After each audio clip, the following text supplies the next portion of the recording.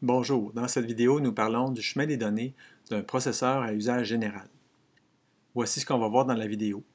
On va tout d'abord regarder l'architecture du chemin des données d'un processeur à usage général et ensuite on va voir des exemples d'opérations sur ce chemin des données. Donc, tout d'abord, un chemin des données est composé d'un bloc de registre et d'unités fonctionnelles. On remarque que les deux, le bloc de registre et l'unité fonctionnelle, ont des signaux de contrôle ici qui permettent de les contrôler, bien sûr, pour effectuer les opérations qu'on désire. Donc, par exemple, ici, un signal chargé qui indique qu'une certaine donnée doit être chargée. On spécifie aussi lequel ou lesquels des registres qui doivent être chargés et on spécifie aussi lequel ou lesquels des registres doivent être lus.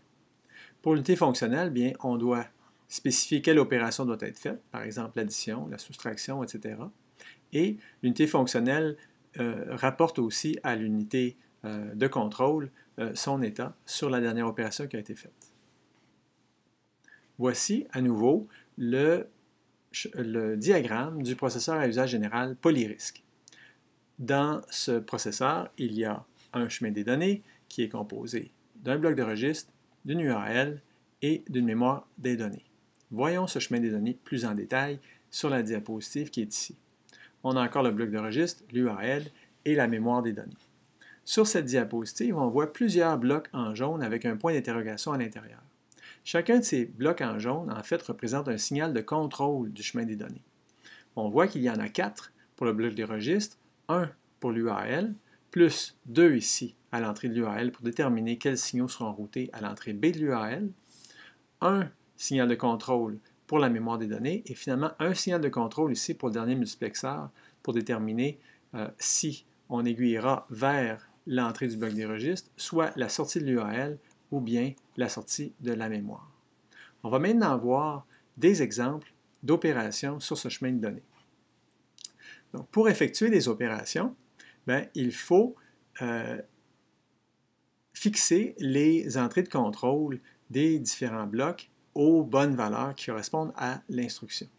Par exemple, supposons un bloc de registre qui contient seulement 4 registres, numérotés de R0 à R3, et une mémoire de 256 cellules. Bien, pour copier le contenu du registre R1, par exemple, j'ai le registre R1 qui est ici, et le registre R0 qui est là.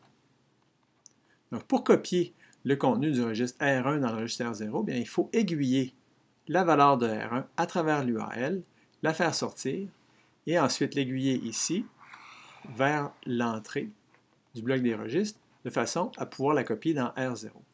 Donc, tous ces aiguillages et ces opérations, ou pas d'opérations en fait dans ce cas-ci, doivent être déterminés par la valeur des signaux de contrôle. Voyons maintenant en détail. Donc, encore une fois, l'opération qui consiste à copier la valeur de R1 et la mettre dans R0. Bon, la première chose à se demander, c'est ici, à la sortie du bloc des registres, la sortie A, on veut placer la valeur du registre R1. Donc, pour le signal de contrôle choix A, on va lui donner la valeur de 1, qui consiste donc à prendre la valeur de R1 et la placer sur le port A. Ensuite, pour l'URL, on ne veut pas faire aucune opération. On veut simplement prendre la valeur du port A et la transmettre à F. Et le code correspondant est le code 0. Ensuite, pour le multiplexeur qui est à la sortie ici, on veut prendre la valeur 0, qui consistera donc à prendre la valeur qui vient de l'URL et l'aiguiller vers l'entrée du bloc des registres. Pour l'entrée du bloc des registres, on veut placer la valeur 1 sur la fonction de chargement parce qu'on veut dire au bloc de registre, oui, il faut charger une valeur. Le registre à charger, c'est-à-dire choix charge, est égal à 0 pour signifier que c'est le registre R0 qui doit être chargé. Qu'en est-il des autres signaux maintenant? On n'aurait aucun intérêt vraiment à spécifier rien de spécial pour le port B. On ne s'en sert pas, donc on peut mettre un don't care ici. On ne se sert pas non plus de ce multiplexeur-là, donc la valeur et le choix ici peuvent être des don't care aussi. Par contre, une valeur qui est importante de spécifier ici, c'est que pour le signal de chargement de la mémoire, on doit mettre un 0, qui veut dire que la mémoire ne doit pas se charger. Elle ne doit pas être en mode écriture, parce que toute valeur qui serait ici serait alors affectée dans une des cellules de la mémoire, ce qui corromprait la mémoire. Voyons un autre exemple maintenant. Supposons qu'on veuille faire l'addition des registres R1 et R3 et placer la somme dans R2. Alors, dans ce cas-ci, pour le port A du bloc des registres, on veut avoir la valeur du registre R1 et pour le port B, on veut avoir la valeur du registre R3. Bon, à date, ça va. Ensuite, pour l'UAL, on veut faire l'opération d'addition. Il faut savoir ici, il faut avoir la liste des codes de l'UAL. Dans ce cas-ci, le code 2 correspond à une addition.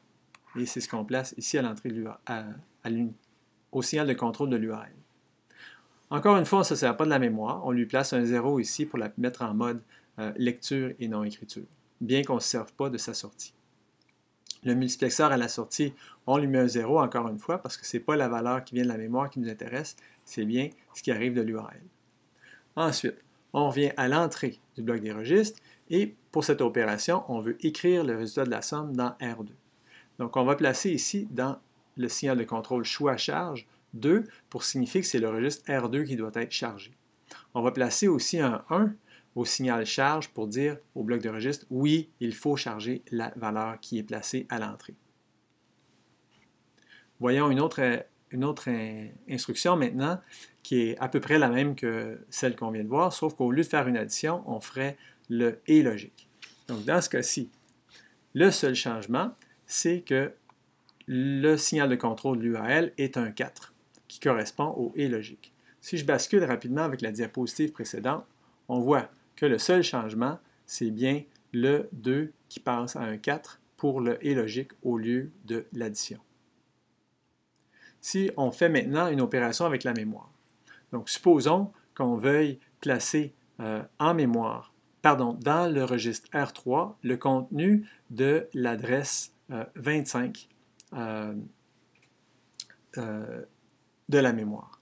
Donc, dans ce cas-ci, on doit placer la valeur 25 ici à l'adresse de la mémoire. Mais cette valeur ici est une constante qui sera encodée dans le programme. Donc, elle ne vient pas des registres, elle viendrait d'une des instructions du programme. C'est pour ça ici que cette instruction-là, cette valeur-là, 25, ça aurait été décodée à partir des instructions. On veut placer une valeur de 1 dans le multiplexeur qui est ici pour placer la valeur 25 au port B. Ensuite, on met un 1 à l'unité arithmétique logique qui signifie ne pas faire de calcul et simplement prendre la valeur qui arrive du port B. Ensuite, cette valeur de 25 est placée ici à la sortie de l'URL et vient se placer à l'adresse. On met encore un 0 ici à la mémoire pour lui signifier qu'elle est en mode lecture et non en mode écriture. Le contenu de l'adresse 25 va donc être aiguillé à la sortie de la mémoire ici vers le multiplexeur. On choisit une valeur de 1 pour aiguiller cette valeur vers le bloc des registres. Si on regarde à l'entrée du bloc des registres maintenant, bien, on désire charger le registre R3. Donc, pour le signal choix charge, on met une valeur de 3 et pour le signal de chargement, on met une valeur de 1 pour dire oui, il faut charger une valeur. Les deux signaux de sortie du bloc de registre sont sans importance. Ce sont des don't care parce qu'on ne s'en sert pas dans cet exemple-ci. Voici un autre exemple, cette fois-ci, si on veut écrire dans la mémoire. Par exemple, on veut écrire le contenu du registre R0 dans la mémoire à l'adresse 25. Donc, dans ce cas-ci, on doit placer la valeur du registre R0 sur le port B. Et c'est pour ça ici qu'on met un 0 qui correspond au registre R0 pour le port B.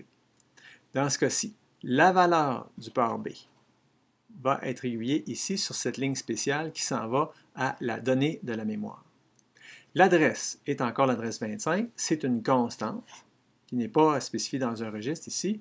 Donc cette constante est encodée dans les instructions, elle serait décodée du programme et elle est envoyée ici dans le multiplexeur. On place un 1 à ce multiplexeur-là de façon à aiguiller cette valeur ici vers le port B de l'UAL. Encore une fois, on ne fait aucune opération. L'UAL ne fait qu'aiguiller la valeur de B. C'est comme un gros multiplexeur, effectivement, complexe. Donc, on place un 1 à l'entrée de contrôle de l'UAL. La valeur de 25 transite donc à travers de l'UAL, ça en vient ici. Ici, on a bien la valeur du registre R0 à l'entrée de la mémoire, le 25 pour l'adresse.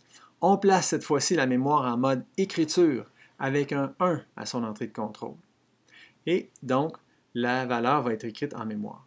On n'a pas besoin de spécifier de valeur pour ce multiplexeur-là, on ne s'en sert pas, et on peut voir que dans ce cas-ci, on place un 0 au signal charge bloc des registres pour lui dire de ne pas charger aucune valeur. En effet, si on avait un 1 ici, mais toute valeur qui se retrouverait ici irait s'écrire dans l'un des registres qui correspondrait à ce qu'on aurait mis ici sur le signal choix charge. Dans ce cas-ci, on ne veut pas écrire dans le bloc des registres et c'est pour ça qu'on met un 0 à charge bloc des registres. Donc voilà, on a vu qu'il est possible d'effectuer n'importe quelle opération avec ce chemin des données. On peut entreposer des données dans un bloc de registre, on peut les entreposer dans la mémoire des données, on peut lire la mémoire des données aussi vers le bloc des registres, on peut faire n'importe quelle opération à 2 opérandes à travers de l'URL. L'URL qui est montré présentement n'a que 8 opérations, mais on pourrait imaginer une URL à 16 voire 32 opérations. On a vu aussi qu'il est possible d'avoir des valeurs immédiates qui sont encodées dans le programme directement et venir les insérer dans le chemin des données. Voilà, ça complète cette vidéo sur le chemin des données d'un processeur à usage général.